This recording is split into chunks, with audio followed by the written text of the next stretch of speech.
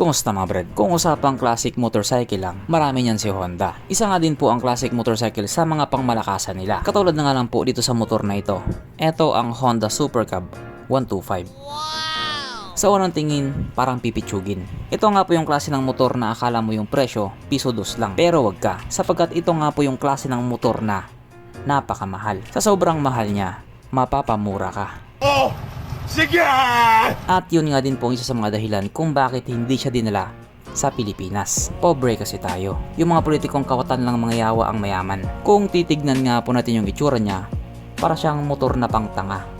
Yun yung sabi ng iba. Yung mga classic style na motor kasi hindi talaga para sa lahat yan. Kasi nga yung mga pagmumukha niyan napaka-exotic. Tapos yung presyo napakamahal. Kaya marami talaga mga Pinoy ang allergic pagdating dyan. Pero para naman doon sa mga taong may alam sa mga classic na motor, parang ginto po yung tingin nila dito. O kung iikutan mo nga po siya, napakasimple lang talaga niya. Yung design niya, pang makaluma. Yung specs na makina, wala namang ganong espesyal. Pero pagdating naman sa mga ibang mga features, medyo moderno na rin. May ABS na, naka smart key or naka keyless, tapos naka full LED, naka digital yung meter panel, tapos yung nakasampa mukhang tarugo, hindi, joke lang.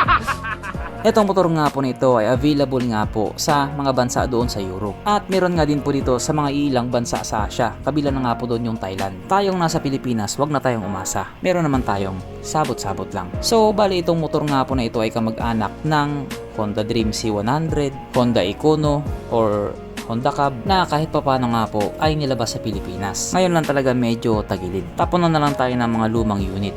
Yung mga pinaglumaan sa ibang bansa sa atin ibabagsak. Tapos tuwang-tuwa pa tayo.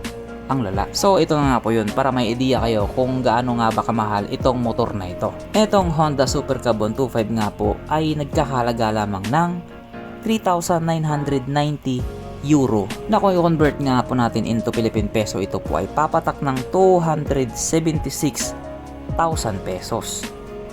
Huh? O akala mo pang tanga lang, no? Yun na nga po yung sinasabi ko kanina, sa sobrang mahal niya, mapapamura ka. Kaya kung gusto mo nga po magkaroon ng motor na ito, kailangan mong mag-import. Kung marami ka naman pera, wala kang magiging problema. O diba? Ganun lang naman yun. Pero kahit nga po ganun, wala pa din tayong bounce. Bye.